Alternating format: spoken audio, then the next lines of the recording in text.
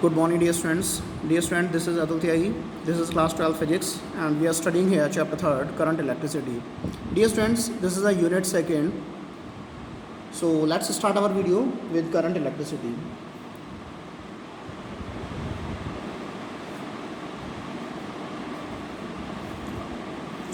Current electricity क्या होता है? बेसिकली जो हमारे इलेक्ट्रिकल चार्जेस हैं उनका मोशन में स्टडी करना हमारा बोला जाता है करंट इलेक्ट्रिसिटी. ठीक है. सो वी कैन राइट, ये वो फिजिक्स की वो ब्रांच है जिसमें हम स्टडी करते हैं चार्जेस की जब वो मोशन में होते हैं. ठीक है. तो हम कह सकते हैं the branch of physics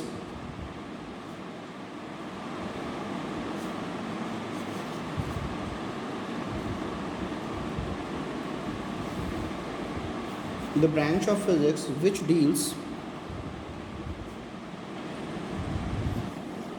with study of charge in motion. The branch of physics which deals with the study of charge in motion, इसे हम करंट इलेक्ट्रिसिटी कहते हैं. ओके. आप इसे ऐसे भी लिख सकते हैं, इज कॉल्ड करंट इलेक्ट्रिसिटी भी लिख सकते हैं, लिखना चाहिए तो ऐसे भी लिख सकते हैं, is called current electricity.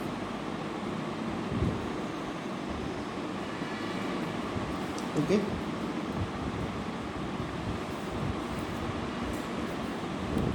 Electric current.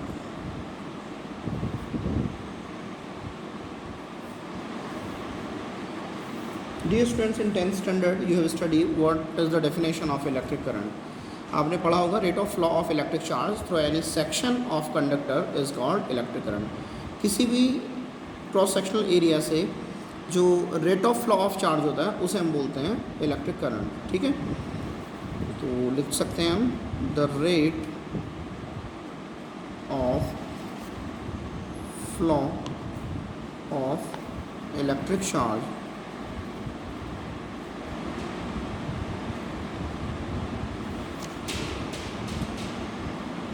through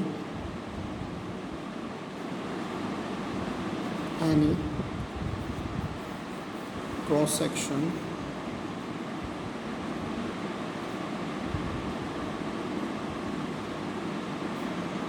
of conductor is called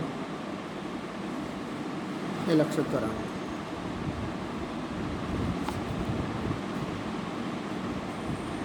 आपको पता है it is denoted bye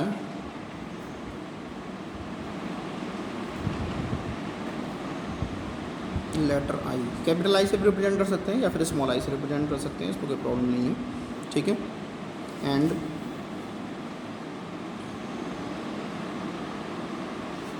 it's SI unit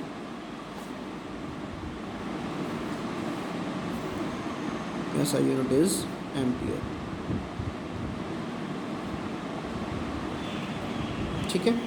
consider कीजिए यदि चार्ज क्यू फ्लो हो रहा है, if charge Q flows in a time small T through any section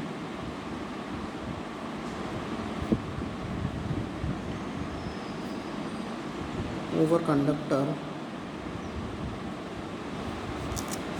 तो हम कह सकते हैं I equals to Q upon T. Okay. इस आप क्वेश्चन फर्स्ट कंसीडर कर सकते हैं. हमने पढ़ा हुआ है Q इक्वल्स टू एन ही होता है, as we know Q equals to N ही. सो हम यहाँ पर इसकी वैल्यू रिप्लेस कर देते हैं, I equals to N E over T. Okay. ध्यान रखना है इलेक्ट्रिक करंट का मैग्नीट्यूड भी होता है और डायरेक्शन भी होता है, लेकिन ये फिर भी कोई वेक्टर क्वांटिटी नहीं होती. क्यों नहीं होती? क्योंकि ये वेक्टर लॉ ऑफ एडिशंस को फॉलो नहीं करती. ठीक है. तो electric current has both magnitude and direction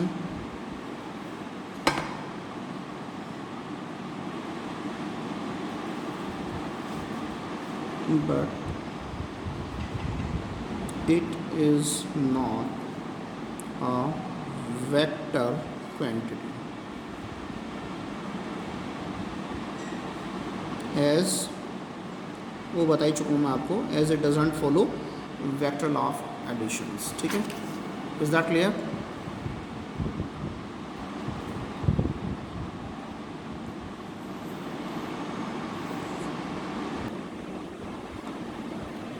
Dear students, now instantaneous current.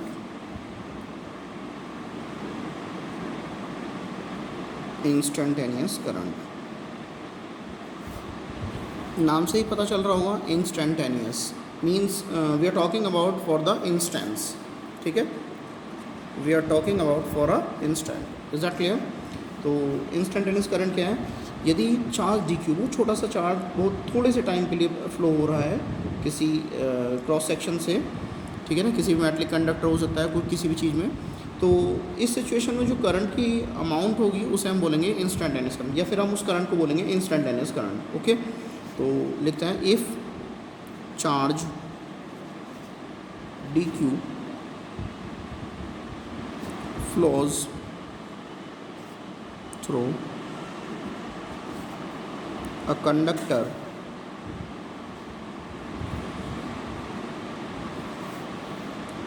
in some time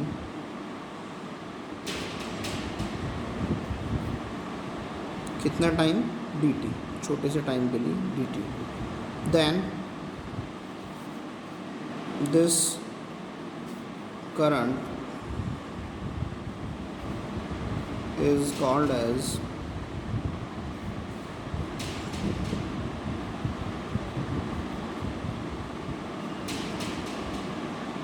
instantaneous current. Okay, we can write down I equals to dq over dt. Clear है? अब electric current की जैसे मैंने बात की थी definition की, तो डेफिनेशन मैंने पहले मैंने आपको एसआई यूनिट बताया था आपको कि एसआई यूनिट जो होती है हमारी इलेक्ट्रिक करंट की, वो होती है हमारी एम्पियर. तो अब इसकी डेफिनेशन के बारे में बात करते हैं. हालांकि ये डेफिनेशन आपको 10th स्टैंडर्ड में भी बता दी गई होगी. ठीक है, तो लिखते हैं 1 ampere.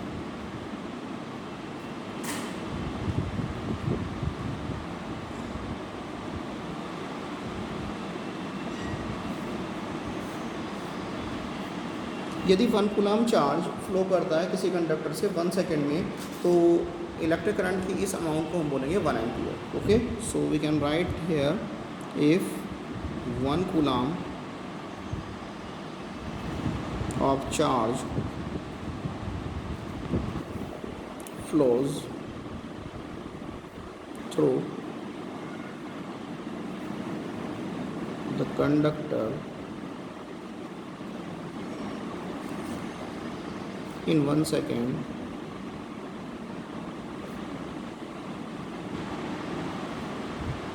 then the value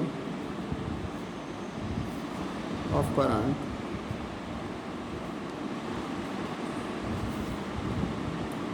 will be 1 ampere. Okay, now EMF. what is EMF? किस EMF जो होता है बेसिकली इलेक्ट्रोमोटिव फोर्स होता है. ठीक है, EMF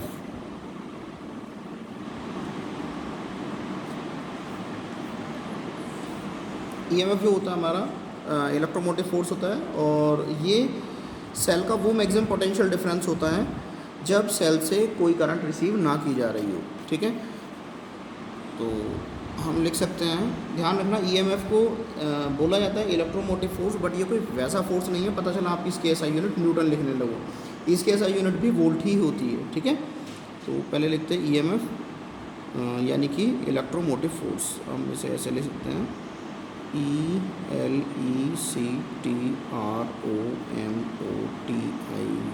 electromotive force, FORCE। Okay,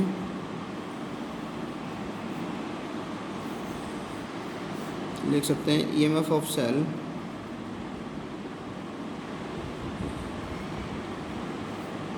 is defined as the maximum potential difference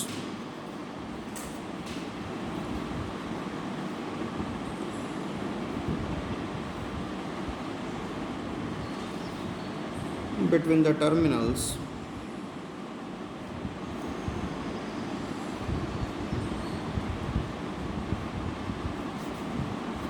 of cell when no current is drawn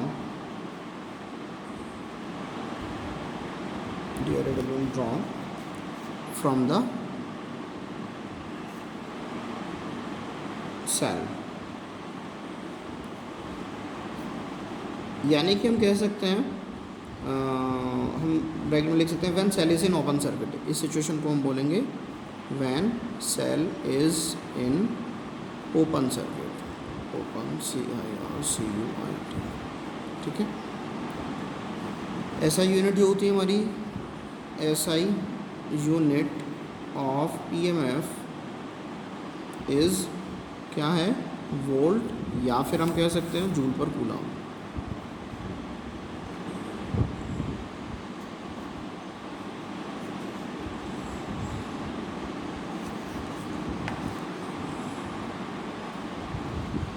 joule पर coulomb. ठीक है,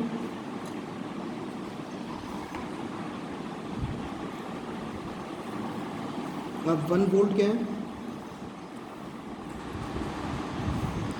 1 वोल्ट को देख लेते हैं क्या होता है 1 volt.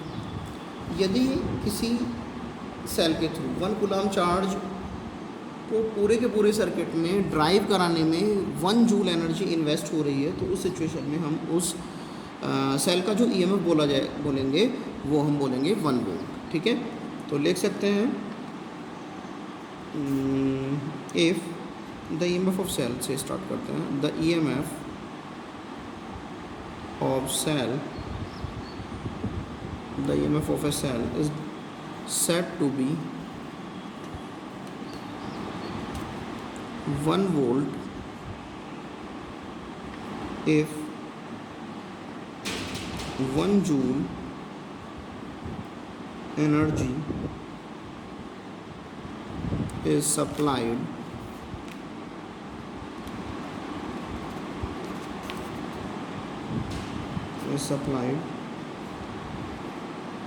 by the cell to drive 1 coulomb of charge, 1 coulomb charge once around the whole circuit।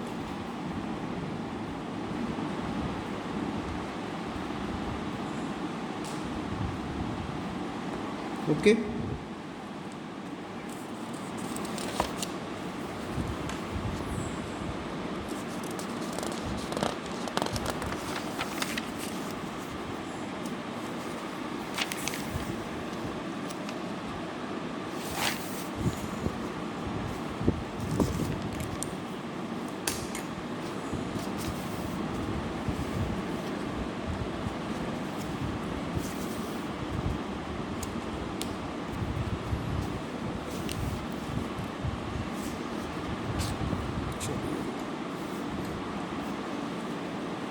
जो हमारा EMF होता है सेल का, वो डिपेंड करता है 3 बातों पर। एक तो nature of electrode, nature of electrolyte और टेम्परेचर पर। तो इसे भी लिख लेते हैं, नोट करके लिख लीजिए। The EMF of cell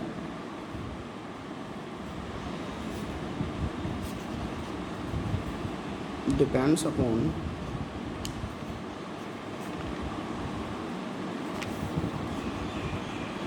the following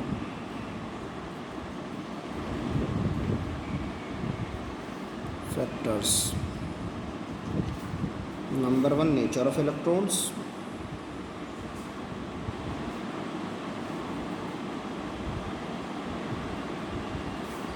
Number 2, nature of electrolytes. और number 3 temperature.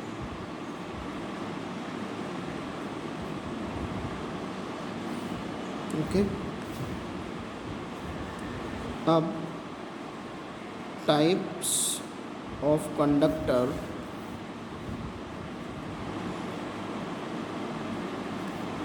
and current carriers.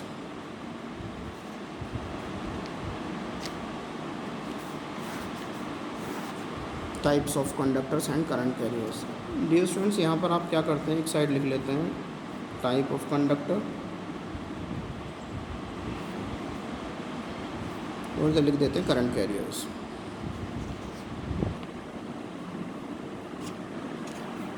और यहाँ सीरियल नंबर लिख लेते हैं. एक छोटी सी टेबल बना लेंगे.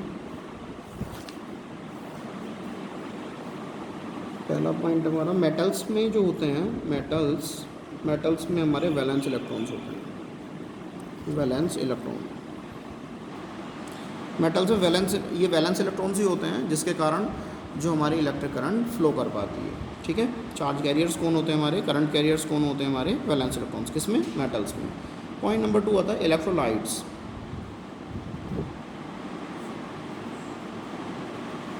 इलेक्ट्रोलाइट्स में जो होते हैं हमारे पॉजिटिव और नेगेटिव चार्ज आयंस होते हैं. Positive and negative charge ions. ठीक है. थर्ड पॉइंट है हमारा आयनाइज्ड गैसेस. आयनाइज्ड गैसेस इसमें पॉजिटिव आयन होते हैं और इलेक्ट्रॉन होते हैं. Positive ions and electrons.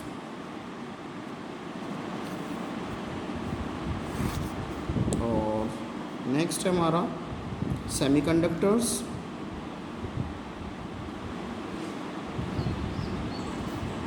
Semiconductors में कौन होते हैं, electrons and holes.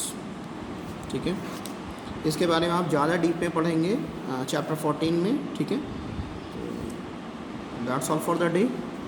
Dear students, if you think that the video is worthful, so please like, share and subscribe. And don't forget to press bell icon. Thanks for watching. Have a wonderful day.